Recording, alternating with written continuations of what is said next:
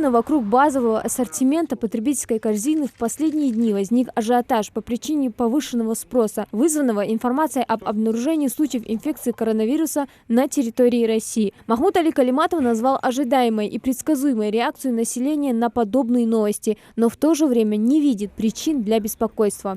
Вот сколько вы продали за неделю? Ну, в принципе, в нашем магазине такого прям ажиотажа не было. Не было? Прям скупали мешками. А у вас цены выше, чем в других магазинах? Нет, обычные цены. Смотрите, у нас за второй месяц стоит цена. А вот где на неделю всего. Кира, да, куда? Каждый день. Где у тебя график поставок? Вопрос ведь не в том, что есть, нету. Вопрос в информационном сбросе.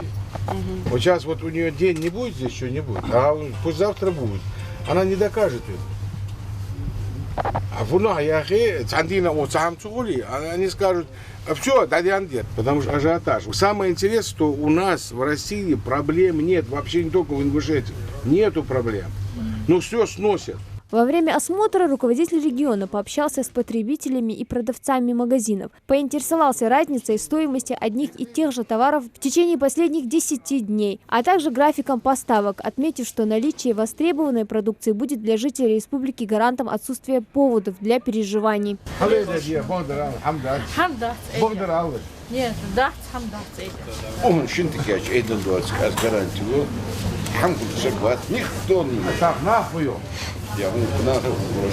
Молчат.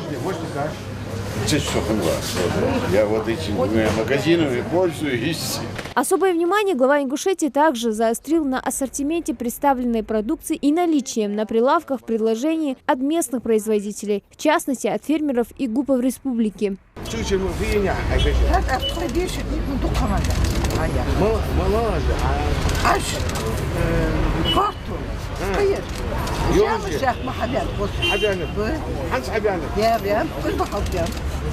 Уже можно обидеть.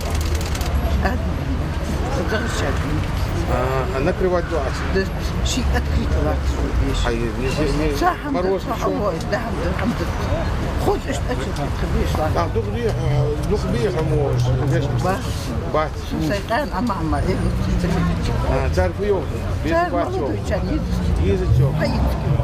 На данный момент региональным Минэкономразвития совместно с УФАС по республике ведется регулярный мониторинг цен 35 наименований продовольственных товаров.